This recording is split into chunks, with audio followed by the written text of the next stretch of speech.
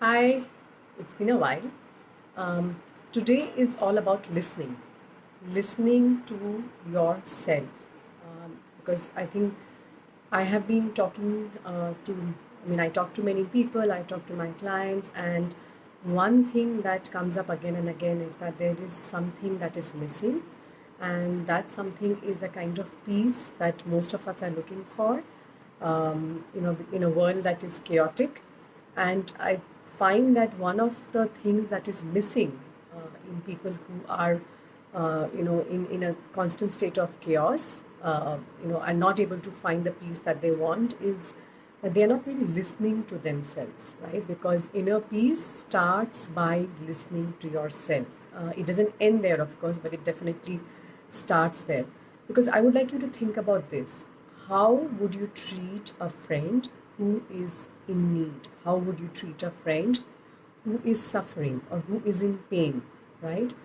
And then think about how you treat yourself when you're in a similar position, or you've made a mistake, or you're in pain.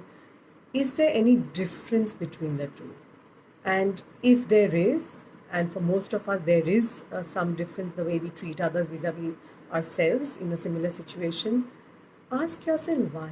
Why do you not show the same kind of compassion and empathy to a friend who's in need to yourself?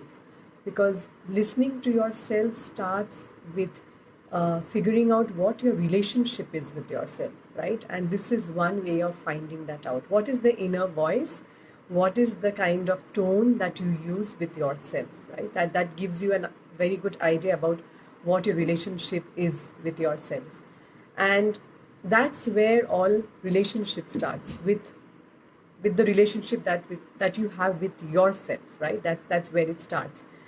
And the thing that I wanted to focus on a bit today is also on the physical part, which is that how you treat your body, right? And the repercussions down the line, which also I will share a bit about, starts again whether you're listening to your body or not, right? Whether are you paying attention to all the messages that your body is trying to give you?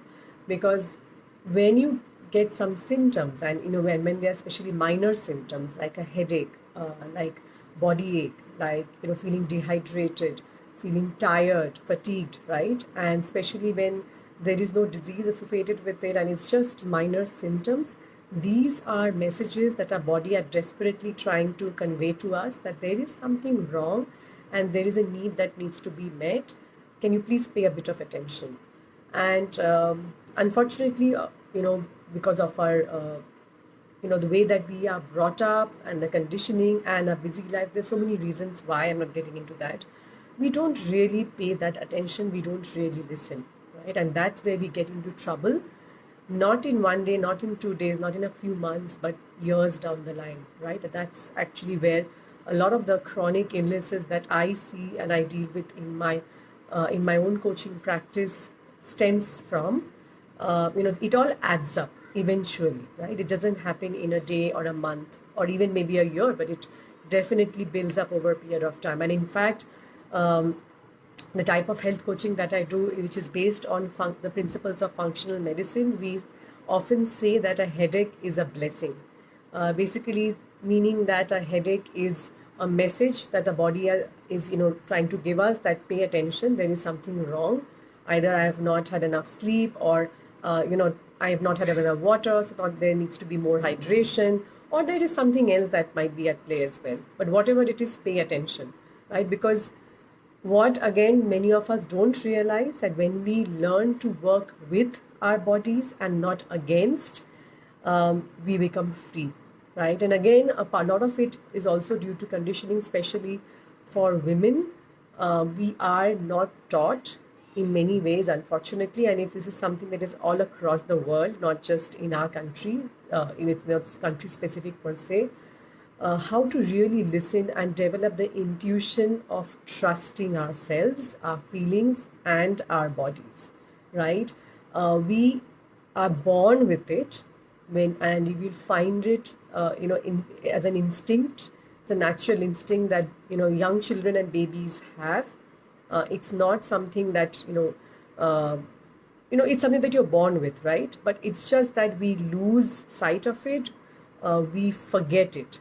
So my role as a health coach is to remind you of that, to remind you of the guidance, inner guidance that your body is providing, that your mind, your thoughts, and if you just pay a bit of attention, you will know what you need to do, right? And whether it's to prevent any illnesses or lead a better life or develop healthier relationships, it's all starts by listening to yourself. So that was my main point that I wanted to discuss today, because what I also want to convey to you is that while you might be stuck in some way or the other and you truly don't know where you want to be, what you want to do, and where you want to, where you see yourself 1 year down the line, 2 years down the line, 5 years, even 10 years down the line, right? We all need to have some kind of vision, some kind of hope. If you're not very clear about that, this is a good place to start. And in the next several weeks, I will be discussing various ways, just to make it easier for you to know what to focus on as you get there, as you go along your own journey. Because I know that it is possible to have a peaceful mind and a healthy body, right? And that's something that I'll be sharing with you every Friday at 12 o'clock right here. Today was about listening to yourself. The next several weeks will have certain other aspects to help you take whatever I'm sharing with you one step forward.